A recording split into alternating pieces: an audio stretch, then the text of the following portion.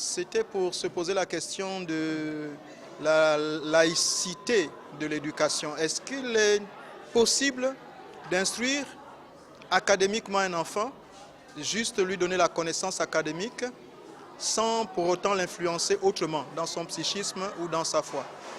Et nous avons donc essayé de démontrer que l'école laïque ne peut pas être neutre. Il n'y a pas d'éducation neutre. Et dans l'école laïque, l'éducation est faite sur la base de manuels scolaires qui, à l'intérieur, étant écrits par des êtres humains, distillent une forme de philosophie, des traditions, des conceptions donc, de la société, qui sont parfois antinomiques avec la foi proprement dite. Donc parfois même l'école laïque, si on ne fait pas attention, peut être une opposition. Au lieu d'être neutre, est plutôt une opposition par rapport à l'éducation chrétienne. Donc nous devons faire attention lorsque nous transmettons la connaissance, de savoir quelle connaissance nous voulons transmettre. Ce n'est pas seulement une connaissance académique. Or la Bible nous dit que la connaissance, l'instruction est sous la responsabilité du parent. Donc le parent doit bien être informé de quelle forme d'éducation est prônée, à l'école où est-ce que nous envoyons nos enfants. L'éducation n'est pas un système de syncrétisme. L'enfant, quand il est petit, ce qu'on lui inculque, l'enfant est comme une éponge. Ce que l'on met dedans, il absorbe et il le reçoit. Donc dans une forme de syncrétisme, l'enfant n'a pas suffisamment de recul pour analyser. Et à la fin, on tue sa foi en quelque sorte, quand on lui donne tout en même temps.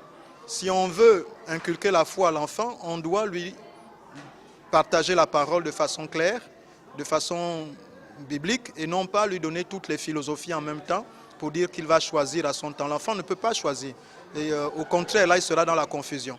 Il faudrait, comme on enseigne à l'enfant d'être poli, de dire merci, de dire s'il vous plaît, de dire bonjour, au revoir. Et bien, de la même façon, on lui dit aussi Dieu existe, et on ne fait pas le mal, on respecte le prochain, et Dieu nous voit dans tout ce que l'on fait.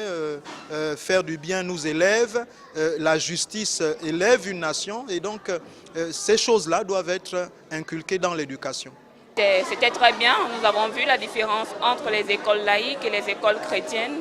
Et je crois que nous partons de là, chacun de nous ayant reçu quelque chose de précieux, ayant vu la différence entre les écoles Elélion et les écoles laïques. C'est ce que je peux dire par rapport à cela. Merci. Je pense qu'un enseignant qui est chrétien doit pouvoir manifester ces valeurs-là. C'est un enseignant qui doit se distinguer par sa manière d'enseigner aux élèves, par son professionnalisme, son sérieux dans la préparation de ses cours, l'amour manifesté envers les élèves, c'est important.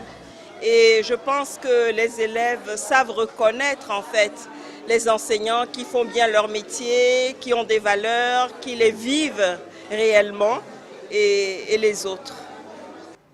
Omega School, c'est l'association que nous avons mise en place pour inviter tout le monde à créer un nouveau mouvement d'école chrétienne. Elle regroupe aussi bien les écoles que les individus, que les organismes. C'est tous ceux qui veulent promouvoir, encourager l'expansion de l'éducation chrétienne. Pas juste entité, mais vraiment permettre à ceux que l'on construise des écoles chrétiennes. Donc Omega School, c'est l'association des écoles et des individus qui font la promotion de l'éducation chrétienne.